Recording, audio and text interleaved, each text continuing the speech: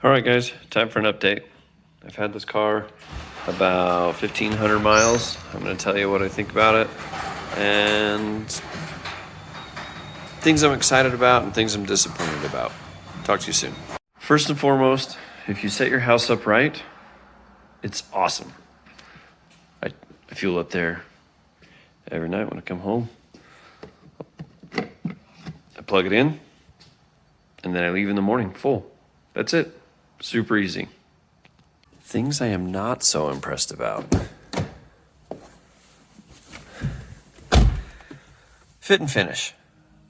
It's a beautiful car. Makes a lot of beautiful noises and no noises. But fit and finish. Stupid things to be concerned about. Look at the gap in there. It's like the Grand Canyon compared to this. Done. That's it. Easy. I just think it could have been finished a little bit better. Oh, and you know all those things that you hear about, like, oh, just flip up this and it turns into a camera? Nope. Basic model. That's what I got. Basic model. I'm okay with that, though. Basic price. You know, the automatic, like, turn your headlights off from bright to dim to whatever. Doesn't have it. Has everything that I needed to, though. It's got heated seats. It's got all the fun stuff like that. Heated steering wheel. Doesn't have adaptive cruise control.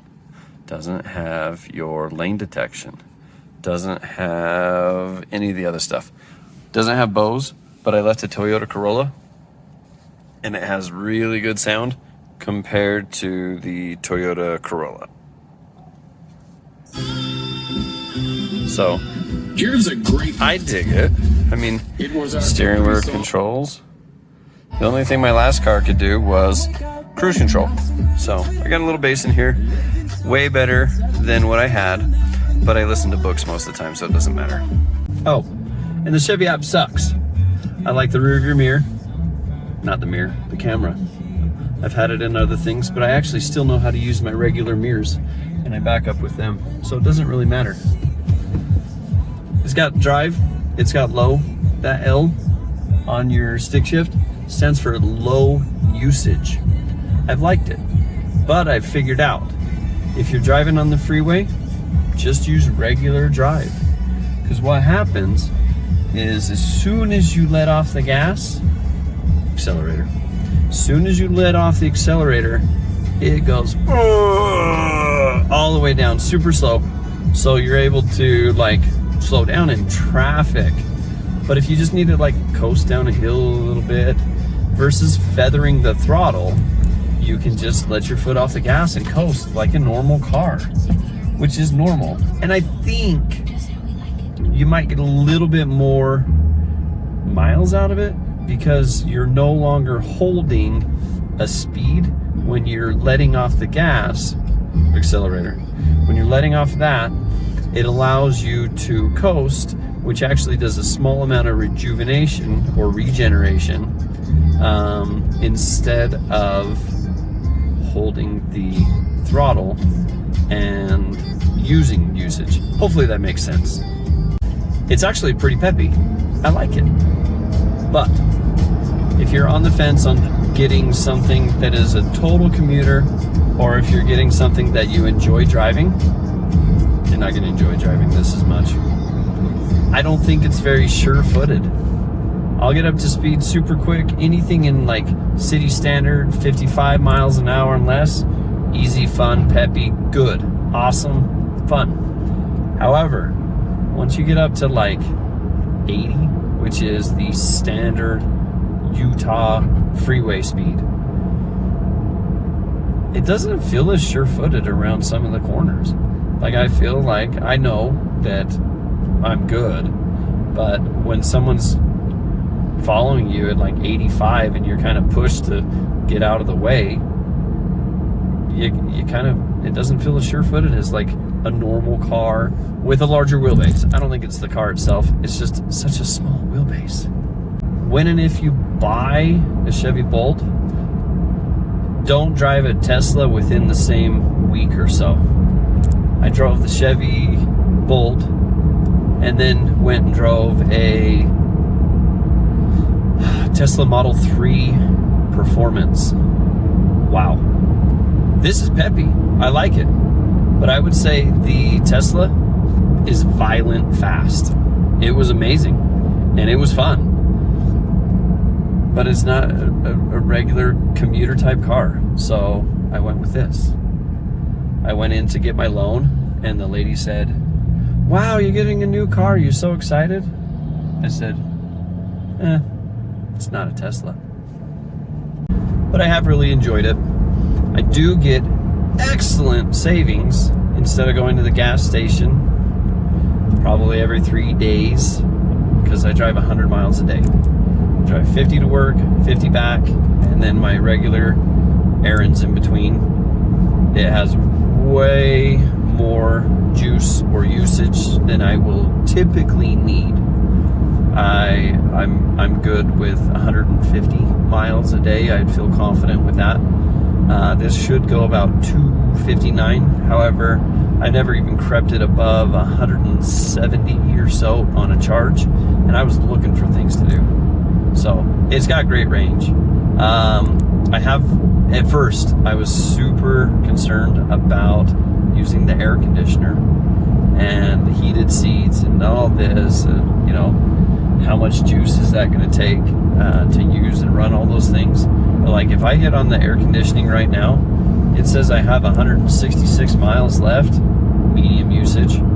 So if I turn on the AC, I'll crank it down, hit the AC button, it turned that 166 to 146.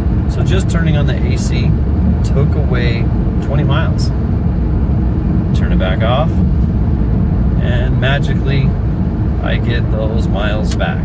So I'm back to 170. So it just depends on your comfort level, how far you're driving. But if you're at 100 miles a day, it doesn't matter. Just run it how you always run it. I don't know if I said anything about it, but I'm going to say the Chevy app sucks. It is slow. It doesn't react well. It's supposed to tell you how far you can go on a charge, and most of the time it works. It's going to say, you're here, you can go here, around this area. That's it. But there's a lot of other apps that do that. The Chevy app is like $15 a month, just so you can see how far your car can drive. And if you are using this as a commuter and it's your everyday, like to and from, there's no need to do that. Also, in comparison, this is a car company that made an app versus a technology company like Tesla that made a car. There is a difference, and it's night and day. I'm sure that the Chevy may hold up a little bit better on some of your normal things, but if it really wasn't a $20,000 difference, I would have went with the Chevy, or with the Tesla. I went with this out of pure saving money, and I've saved money so far. Typically, if you go from 0 to full on this car, that charge is 66 kilowatts. 66 kilowatts in my house is going to give me, gotta get traffic, 66 kilowatts at 6 cents a kilowatt hour, assuming that I understand math and how long something charges and all those fun things. It's $3.96 to go about 250 miles or so. You're never going to get full 259 out of it if you're running freeway drive, because freeway just takes a lot of juice. That's what it's higher speeds, it's not regenerating, it's not regenerating, so you're not replenishing that battery as often. But I've totally enjoyed it. I've learned to just set the cruise control like a reasonable amount and just go and be comfortable, and if that's all you're looking for, it's awesome. You're not gonna win races, you're not gonna look cool. It's a dorky car, but it's perfect for what it is. So that's all I had on it. I liked it.